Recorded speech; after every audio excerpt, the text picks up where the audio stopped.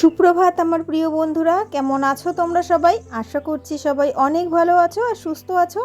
তোমাদের ভালোবাসা আর আশীর্বাদে আমরাও কিন্তু অনেকটাই ভালো আছি। এমজি ফ্যামিলির আরও একটি নতুন ঝলমলে ভিডিওতে তোমাদের সকলকে অনেক স্বাগত। নদিয়া জেলার একটি ছোট্ট গ্রাম থেকে আমি মৌ, একজন সাধারণ ঘরের গৃহবধূ। আজ সোমবার, ঘড়িতে এখন সময় হয়েছে ঠিক সকাল 7টার মতো। এখন থেকে আমি আমার ভিডিওটা শুরু করছি তোমাদেরকে সাথে নিয়ে। আশা করছি ভিডিওটা তোমাদের অনেক ভালো লাগবে। পুরো ভিডিওটার সাথে থাকার অনুরোধ রইল। গতকাল তোমরা পেয়েছো গত শনিবারের ভিডিও, আর আজকে তোমাদের সাথে শেয়ার করছি সোমবারের ভিডিও। মাঝখানে রবিবার চলে গেছে, তো রবিবারের দিন আমার শরীরটা প্রচণ্ডভাবে অসুস্থ ছিল। তো সেই কারণে কোনো ভিডিও শ্যুট করতে পারিনি। তো মায়ের কাছে গিয়েও শান্তি নেই, সেখানে গিয়েও কিন্তু শরীরটা খারাপ হয়েছে।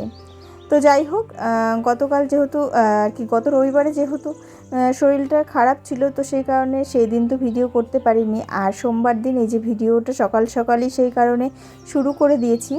আর সকালবেলায় কিন্তু প্রথমে উঠে আগে স্নান করে নিয়েছি। আর গতকাল বারবার বলা হয়ে যাচ্ছে, গত রবিবার যেহেতু শরীরটা খারাপ ছিল, তো সেই কারণে মাথায় প্রচুর পরিমাণে তেল দেওয়া হয়েছিল। তো সকাল সকাল ভাবলাম যে মাথায় তেল রয়েছে আর চ্যাট চ্যাট করছে, তো ভাবলাম যে সকালবেলায় একটু মাথায় শ্যাম্পু করে নিই। আর তাই কিন্তু সকালে উঠেই আগে কিন্তু মাথায় শ্যাম্পু করে এই যে স্নান করে নিয়েছি। আর এই যে মায়েদের বাড়ির এখানে টাইমে টাইমে যে টাইম কলে জল আসে, তো সেই জল এই যে সকাল 6টায় এসছিল, তো সেই জলেই কিন্তু স্নান করে নিয়েছি।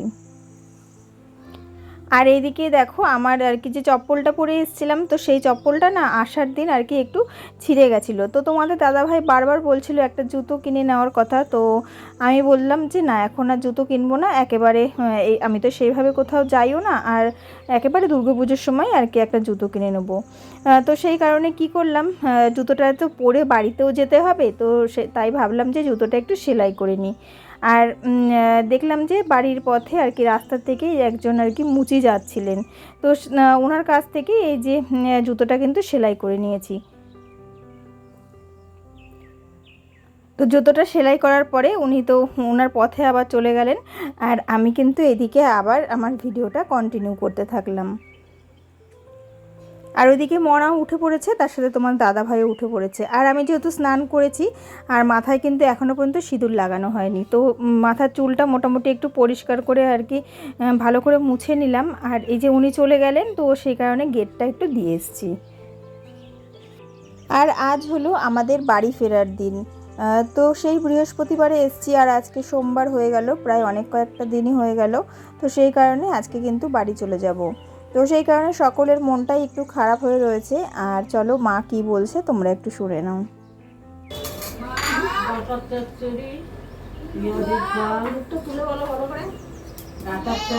পেঁয়াজের ডাল আর ডিম কষা।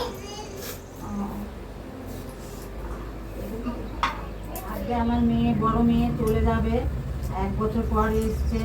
আর 5-6 দিন বৃহস্পতিবারে এসছে, আজকে চলে যাচ্ছে।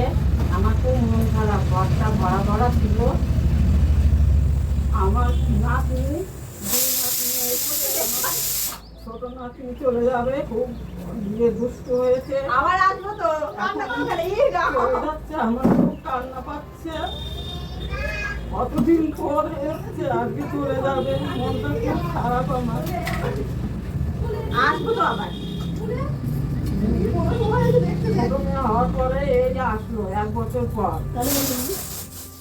আর এই যে এখন কিন্তু এডিট করতে বসেছি, আর এখন এডিট করতে বসে মায়ের এই কথাগুলো শুনে আমারও চোখের কোণায় কিন্তু এক ফোঁটা জল চলে এসেছিলো।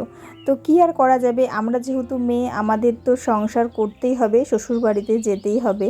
তো এই সব নিয়েই বাঁচতে হবে। আর মায়ের কান্নার কারণ আসলে কি জানো তো, আমার যেহেতু বাবা নেই, তো সেই কারণে মাকে কিন্তু এইভাবে একাই একটা বাড়ির মধ্যে থাকতে হয়। আর আমার যেহেতু কোনো ভাই নেই, আর আমরা 2 বোন, আর বোনেরও বিয়ে হয়ে গেছে, আর আমারও বিয়ে হয়ে গেছে। আর বিবাহ সূত্রে আমি যেহেতু একটু বেশি দূরেই থাকি, তো বোন একটু কাছাকাছিই থাকে। আর বোন কিন্তু মাঝে মধ্যেই মাকে দেখতে আসে, আর আমার কিন্তু সেইভাবে আসা হয় না, কেননা আমার যেহেতু একটু দূরে বাড়ি, আর তাছাড়া দুটো মেয়ে, আর আমাকে সচরাচর বাড়ির থেকে একা একা ছাড়েও না।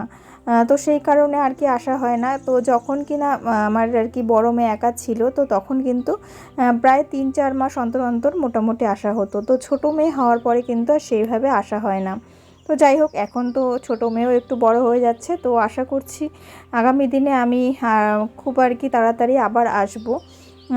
তো এই যে এই কথাগুলি বলার ছিল। তো যাই হোক, তো চলো ভিডিওর দিকে আসি।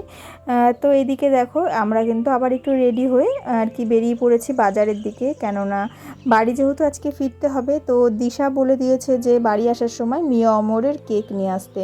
তো আমাদের মাঝদিয়ায় যেহেতু মিয়া অমর নেই, তো সেই কারণে এই যে এখানে আমাদের চাকদাতে আছে, তো সেখান থেকে নিয়ে যাব। কেননা মিয়া অমরের কেক দিশাকে একবার খাওয়ানো হয়েছিল, তো সেই কারণে না ওর আর কি প্রচণ্ড ভালো লেগেছে আর ও আর কি খেতে চেয়েছে।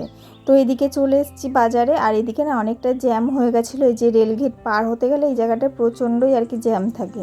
তো আমাদের গেট পার হয়ে ওপারে যেতে হবে, আর ওর পারেই হচ্ছে মিয়া অমরের শপটা রয়েছে। তো এদিকে বাস স্ট্যান্ডের একটু আর কি কাছাকাছি চলে আসতে হবে, না হলে পরে হবে না। তো চলো আমরা কিন্তু এবার টুকটুক করে যাই। তো এই দেখো এদিকে কিন্তু চলে এসেছি মিয়া অমরে, এই হলো দোকানটা। আর এই যে এখানে গাড়িরা দাঁড়িয়ে রয়েছে, তো হয়তো বা দোকানের আর কি মালপত্র এসেছিলো, তো সেই কারণে। তো আমরা তো টুকটুক করে আর কি সামনের দিকে এগিয়ে গেলাম। তো ওইদিকে তোমাদের দাদা ভাই, আমার বড় মেয়ে দুজনে আগে ঢুকে পড়েছে, আর তাছাড়া যে আমার বোনও এসছে, বোনও চলে গেছে, আর আমি মনাকে নিয়ে যে আস্তে আস্তে যাচ্ছি।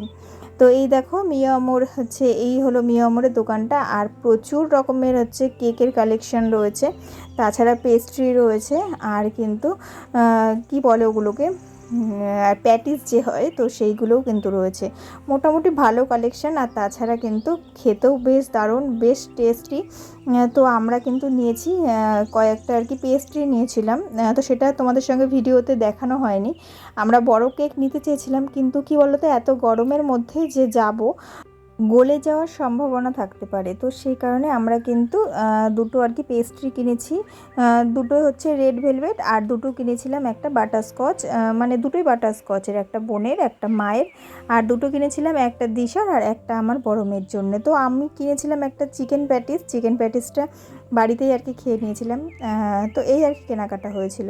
তো দেখতেই পাচ্ছ মোটামুটি দারুণ আর কি কেকের কালেকশন। তো ওখান থেকে আর কি কেনাকাটা করে বেরিয়ে পড়েছি। আর আজকে না প্রচণ্ডই আর কি রোদ পড়েছে, আর মনাকে নিয়ে আজকে এসছি বাজারে, কেননা মা ওইদিকে তাড়াতাড়ি করে রান্নাবান্নাটা করে নিচ্ছে। আর মনা থাকলে তো মা রান্নাটা করতে পারে না, কেননা মনাকে ধরে রাখতে হয়। আর আমরা যেহেতু বাড়ি চলে আসবো, তো সেই কারণে একটু তাড়াতাড়ি রান্নাবান্না করছে। আর এদিকে মনাকে নিয়ে বেরিয়ে পড়েছি। তো এদিকে কিন্তু রেলগেট পার আর হয়ে আসিনি ওপাশ থেকে, তো এদিকে স্টেশনের ওপর থেকে ব্রিজ পার হয়ে কিন্তু এপারে চলে আসলাম। আর আসতে গিয়ে দেখলাম একটা কিন্তু ট্রেন যাচ্ছে। তো এরপরে মাঝে কিন্তু আমাদের খাওয়া দাওয়া কমপ্লিট হয়ে গেছে, আর আমরা কিন্তু রেডিও হয়ে গেছি। তো প্রত্যেকেই রেডি হয়ে গেছি, এখন কিন্তু বাড়ির উদ্দেশ্যে রওনা দেবো। আর ওদিকে বোনও বেরিয়ে পড়েছে, তো সেটাও আর কিন্তু ক্যাপচার করতে পারিনি, কেননা ওই যে বললাম মনটা কিন্তু প্রচণ্ডই খারাপ। তো সবাইকে ছেড়ে চলে আসতে হবে, তো সেই কারণে। আর এদিকে মনাও বেশ কান্নাকাটি করছে, জানি না ওরও আর কি মন খারাপ করছে কি না।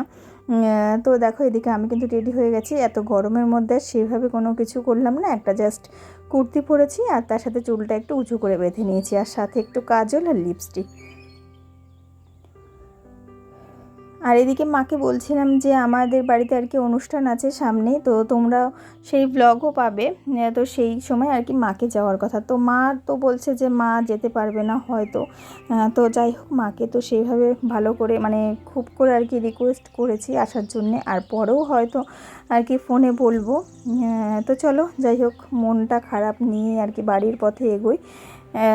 তো দেখা হবে মায়ের সাথে আবারও কখনো না কখনো আবার আসবো যখন। আর এদিকে দেখো আমার বাবার ফটো, এই হলো আমার বাবা। তো বাবাকে আর কি সেভাবে তোমাদের সঙ্গে শেয়ার করা হয়নি। আর বাবা আর কি, আমার বাবা আর আমাদের মাঝে নেই। তো যাই হোক, সেই গল্পও কোনো না কোনো সময় করব। আর আমি কথা বলতে গিয়ে আমার গলাটা ধরে আসছে। চলো আজকের মতোই এটুকুই রাখছি, টাটা।